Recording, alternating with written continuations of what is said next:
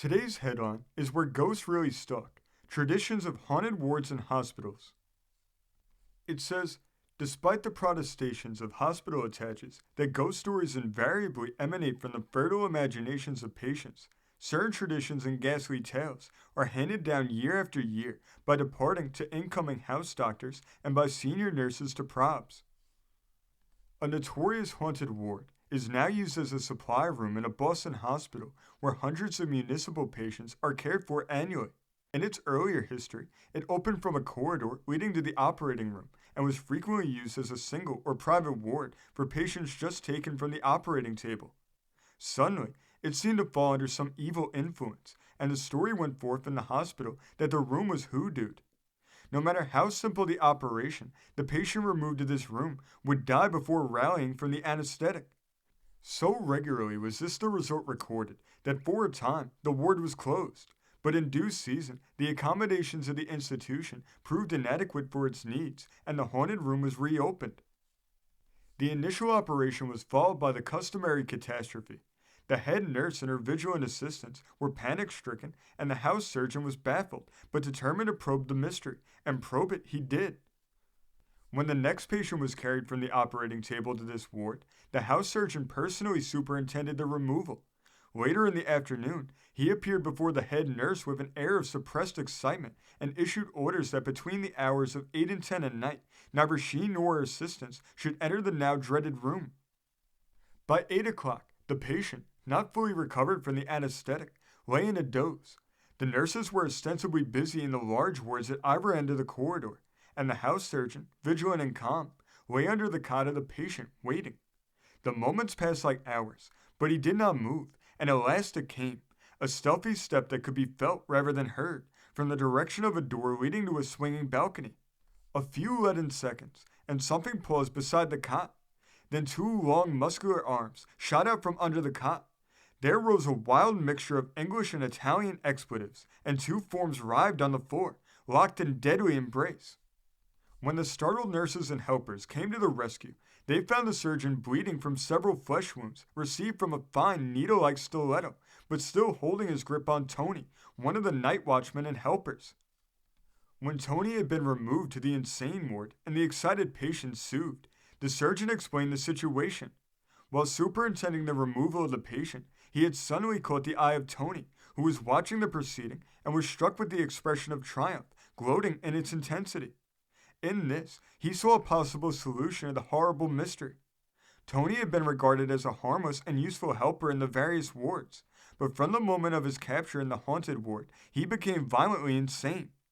There was no means of knowing how many patients had died of actual heart failure resultant on the operations, and how many had been victims of his cunning.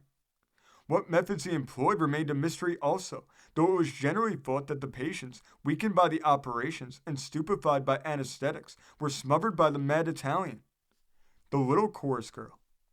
In a great East Side hospital of New York, the center of tenement-like misery, the nurses tell a weird tale of a little chorus girl who comes back at certain seasons of the year, trailing after the conventional burial shroud, which she begs should never be wrapped around her, and thereby hangs a pathetic story.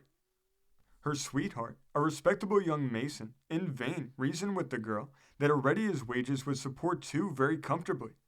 Art was the triumphant wooer, and the girl sang in the chorus of a Broadway production. How she worked, in fair weather and foul, always on time, always throwing her small energies into the work as if the entire performance depended on her. Never was a fine scored against the name of Elaine Clayton, dear to the young mason as Mary McCartney. The stage manager always smiled at her cheerily when she nodded to him, but once he turned to the star with a shrug of his shoulders. Nice little girl, but she won't last long. There's consumption in that face. I've seen him before. The young mason saw it too, but Mary shook her head and closed her ears to his entreaties. Then came that awful night when she could not sing in the finale. The wild bursts of melody swung past her. Something had stopped the notes in her throat. When she opened her eyes, the orchestra was playing for the exit of the audience, and someone was wiping her lips with a handkerchief that burned red. They were married the next day. The mason had won out against his rival, but at what cost? Fiercely he demanded the right to care for the fragile little creature who now turned to him with frightened, yearning eyes. and finally she came to the great hospital overlooking the river. Her death was sudden. She realized the truth, but there was no time to send for the faithful husband, so she drew the nurse close and whispered, "Tell him I said to put on me that stage dress, the one I liked best, with the pink roses and the ruffles. I loved it so. It was the first one I ever bought. Tell him I don't want one of those awful straight wrappers they put on Mother. I want." The nurse delivered the message, but she was busy and did not give much thought to the determined curve of his lips, the angry, jealous light that shone in his eyes. When she attended the funeral, for she had really learned to care for the patient little sufferer, she recalled it all. The slender figure in the casket was robed in a straight, simple gown of white, and there were white roses in the wasted hands. The husband seemed to read the question in the nurse's eyes, and he burst forth in a perfect passion of grief. "It stood between us for years, that stage business. She never died if she'd left it alone, and I couldn't bear to see her in that finery. She loved it better nor she did me, and I hate it. There ain't no use in living."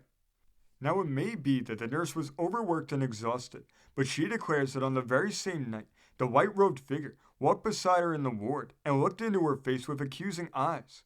Again and again the vision appeared, until in spite of her determination to shake off the idea, she went to the superintendent, told the story, and was transferred to another ward. This story came from the great state of Pennsylvania, being reported in the Philadelphia Inquirer of July 27, 1902. Thank you for joining us today. Beginning next week, on Monday, February 5th, we're going to be going to a new uploading schedule. We'll be uploading on Mondays, Wednesdays, Fridays, and Saturdays. If you want to continue to uncover all of America's lost and forgotten history, then remember before you leave, to hit the subscribe button, hit the notification bell, and remember to like and comment below. And we'll see you next time on Americana Archives.